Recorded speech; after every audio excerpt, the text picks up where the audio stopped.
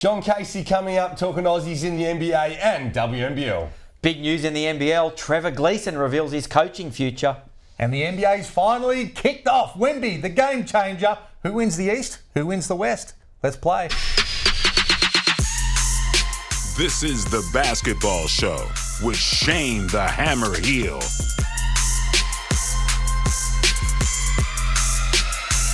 What they gonna say next? 20 years on and he is still getting it done. LBJ, it's NBA opening day. The starting five brought to you by throwbackstore.com.au. Mate, what's with the whole LBJ? Why do we have to always... I get confused with who we're talking about all the time. LeBron James, mate. LeBron James, 20 years. Worked out what that abbreviation is. Just call him by his name. Let's NBA go. opening day, mate. You were there back in the day. Does it bring back memories? Long time ago. That little undercut going on. Great memories. How exciting to be able to get the NBA off and running. Look at the Spurs jersey. They got Robinson, they got Duncan, now they got Wemby. They have lucked out. He is a game changer and a generation type player, right? More excitement in San Antonio. You know, never seen this excitement since Shane Hill was in a Spurs jersey. No, he's incredible. I mean, to see somebody of that size that can shoot the three, can play off the dribble, he's blocking shots, dunking it at the other end. There's going to be excitement, all right. And whilst it's going to take them as a team a little bit of time, but they'll eventually get some really good pieces around him as well. They'll continue to grow next 4 or 5 years. And this play here, I like the attitude, right? Just the up fake and then just waits for the other defender to come. Just let him know, just the competitive drive there you see early. He is a freak and he's going to continue to grow. Let's talk East and West and start with the East. Who do you like in the East? Geez, the Celtics look good. We need to see them play, don't we? Just to see what sort of camaraderie we've got and how they gel together. But right now I'm saying Boston. I love the fact that Halliday's gone there. He's a complementary type player. He's going to allow Tatum to do exactly what he does, and that's score the basketball. You add in Porzingis, Brown, they're going to be amazing. But you've got to respect the Bucks as well. You know Dame is going to be hungry to be able to get a little bit of silverware, and you put him with the Greek Freak and Middleton and Lopez, just talent all round, and can't wait to see those teams start off. Flip over to the West. The reigning champs come in, lots of talk about the other teams retooling. The Nuggets come in ready to go. Well, just like last year, no one gave them any sort of respect at all. They went and got it done, and then this year everyone wants to talk about the shiny new toy with some of these teams coming in. But, you've got to still respect Denver. They've got to be able to beat Denver to be able to get it done. Phoenix is going to be really interesting with the way they're retooled and the amount of ability they've got to score the basketball. And then you look at Golden State as well. Can Chris Paul work? It's debatable at the moment. Does he flow with the other pieces they've got? Intriguing stuff, but I'm staying with Denver in the West right now. You mentioned Chris Paul, set the trend as a shorter point guard. In the NBL, we saw Giddy, LaMelo coming through a couple of seasons back. This year, it's all about the shorter point guard. Crawford, Jackson Cartwright in New Zealand getting it done. Mate, Chris Paul's not short compared to these guys. Chris Paul is a normal-sized point guard. What we're seeing here is undersized point guards, and what I think is going to happen with the success of these two guys is it's a monkey see, monkey do. Everyone wants to follow each other that has success. You're going to see more smaller guys come into the league, and we've seen some of the guys like Bobby Locke over the years that was absolutely unbelievable that can get it done.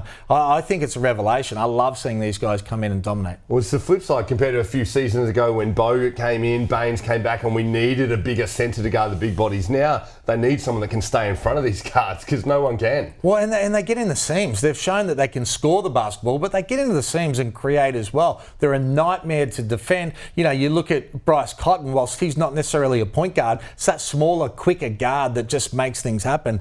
There's a trend here. Going from NBL success to a team that's struggling to get it done. Big raps on the Hawks going in, but it's been tough so far.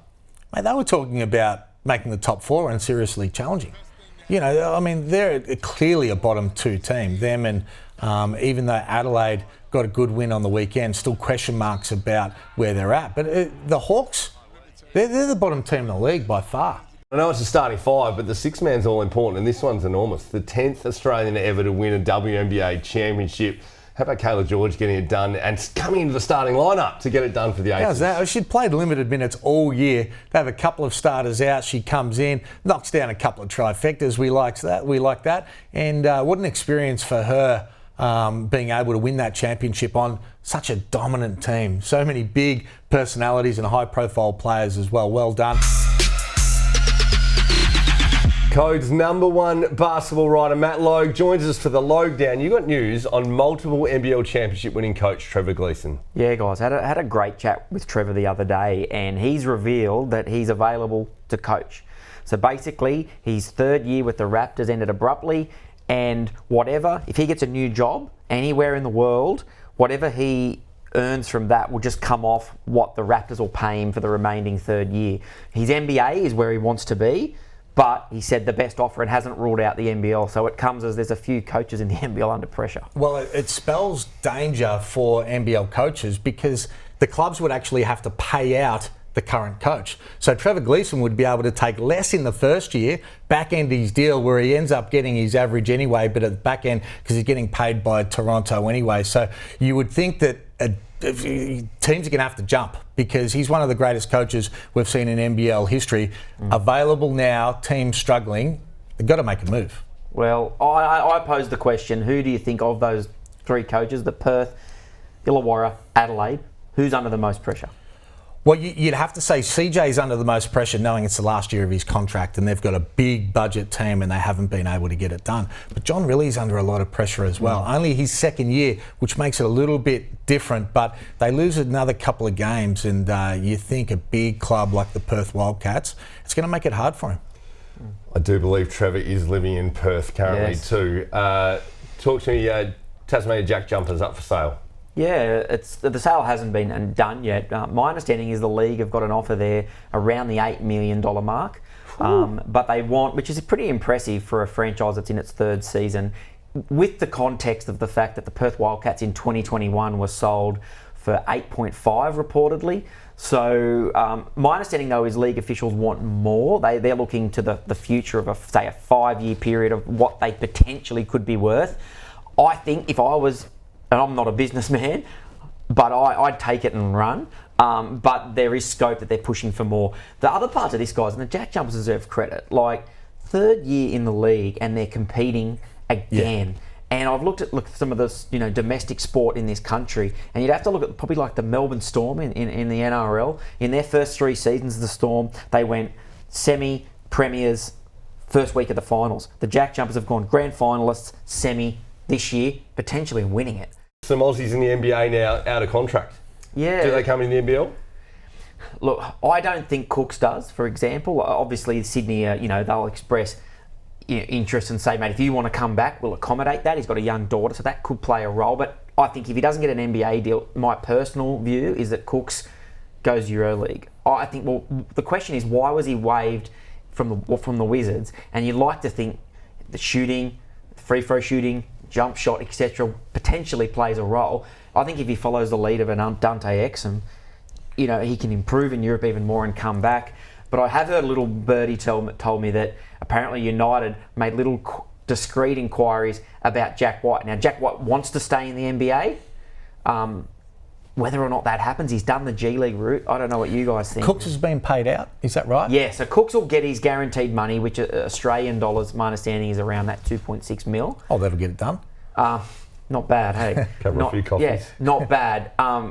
But with why, I don't know what you guys think, but to me, he's proven that he can play at that level, the NBA.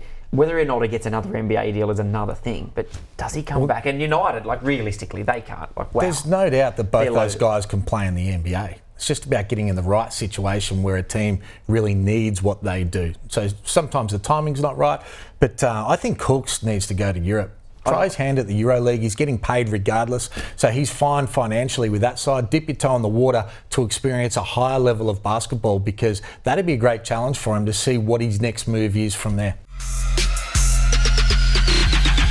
Joining us for Points Made this week out of Adelaide, it's the Basketball Encyclopedia, John Casey, and we're going to ask you to speak into the scenario at Perth. Case, Trevor Gleeson's got some thoughts. Yeah, well, I know Trevor's spoken about that, and having seen the Wildcats here against the Adelaide 36ers on the last weekend, I thought Bryce Cotton looked disengaged, and that was pre-game, it was during the game, it was post-game. I might be reading too much into it, I'm not sure, but I saw clips of the game and breaking it down, and he seemed to be standing a lot in the corner, which Trevor, and I think Hammer, you've spoken about as well. But when the play broke down, I didn't see him being proactive enough to get involved in the play. So I don't know whether that's through design from the coach, John Riley. But it's interesting to hear Bryce's comments this week that he thinks he needs to do more. It's not his teammates. He's taking the blame on himself, which you would expect someone at his calibre to do. Well, I think it's the system case. I think when you look at what Bryce has done in the past, particularly under Trevor Gleeson, they run the flex offense, but Trevor did a really good job of manipulating that offense to use Cotton's skills because he's so quick. When he goes and sets a screen for somebody else and then he gets another screen, you're using his pace and you're putting the defense in a predicament about what you're going to do, more ways to be able to break down. Right now, as you described, he stands in a corner, comes down, you use an on-ball screen, you get a dribble handoff. If it's happening on the other side, then Usher has a chance to be able to use it, and the other players as well. So I think they need to be able to add some more sets that maximises their best player. And I think John Riley too, whilst they're struggling to score, I watched Corey Webster. He had 14 points in 15 minutes, but didn't get back on the court in the whole last quarter when they needed points to go on the board. So I think, they need to be able to evaluate that. They've got the talent there, so something's going wrong with what they're currently doing. Yeah, I'm not sure they've got the talent there that they need, though, Hammer.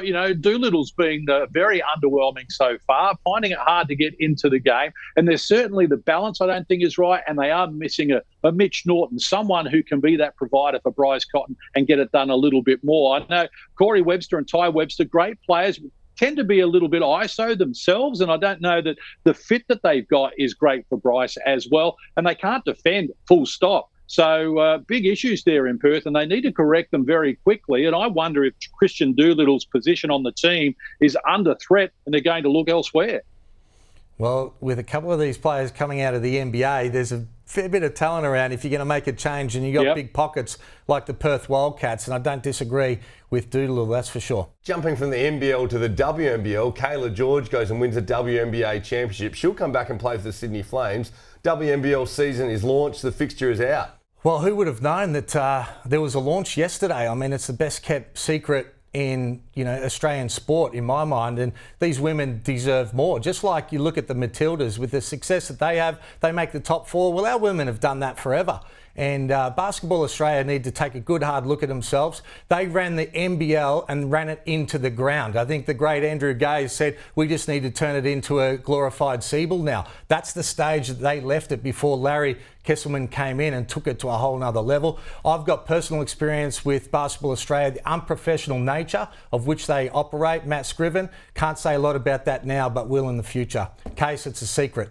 There's a perfect opportunity at the moment for Basketball Australia and the WNBL, to certainly feed off the back of the success that we had of the Women's World Cup. And also, netball's going through enormous problems at the moment. So not wishing them any ill will, but it's an opportunity for basketball really to thrust themselves forward. So to hear that the launch was held and that didn't get much media traction is disappointing. And you're right with what Larry Kesselman's done. Not only has he done it with the NBL, but he has elevated the NBL 1 program around the country to a significant level. Well, it was my understanding that Larry's keen to be able to take over the WNBL under the right circumstances. And you would imagine that if he came in, expansion would be on the horizon. We wouldn't have 8 teams. We'd have a lot of teams involved, potentially NBL teams that have women's programs as well, like we did back in the day. Hoops highlights brought to you by Boost Mobile, the #1 in prepaid, and this guy's paid his dues. Chris Goulding knocking it down. Everyone else watching, Chris Goulding anticipating, and he goes bang.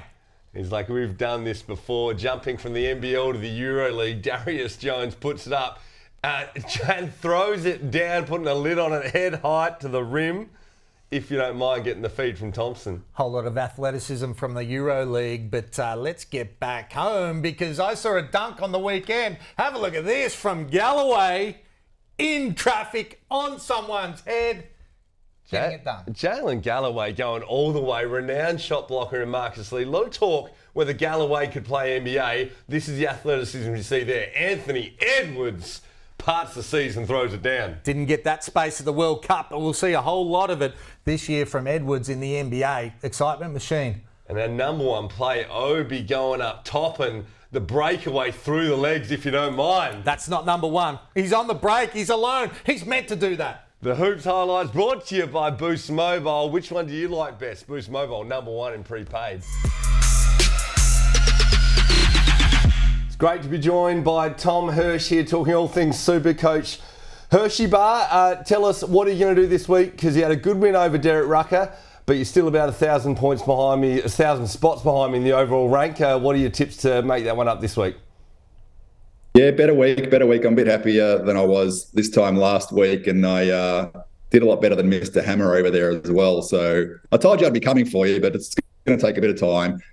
Look, this week, a lot more options. 6 teams on the double this week, which is a lot better than we had this time last week. And 3 of those teams actually have doubles in round 6 as well. So those are your priority teams, and those are Brisbane, Cairns, and New Zealand. If you're going to bring anyone in, it should probably be from one of those 3 teams to maximise the upcoming schedule.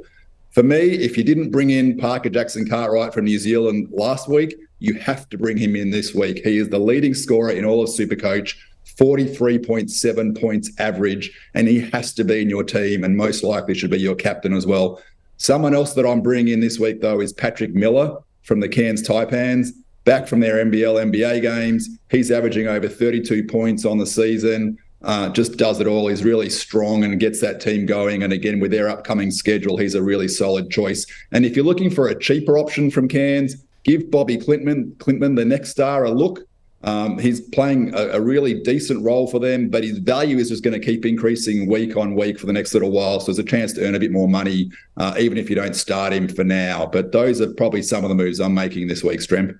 Mate, I'm licking my wounds because I struggled last week. I want to ask about that little extra trade boost that you've got an opportunity to be able to do. I hoarded mine last week, should have gone with it. What's the best strategy to have that?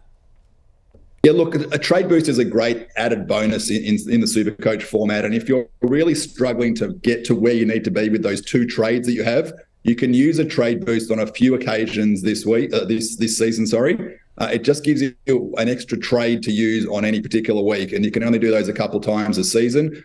If you struggle with injury, like, say, for example, Delhi last week or Shannon Scott now out in Brisbane this week, and you just want to swing a couple extra things, it's a great option to switch. I've used it a couple times this season already just to get my roster a bit back up to speed, but I wouldn't use them all too soon early in the season. This is a co-production by News Corp Australia and Closer Sport.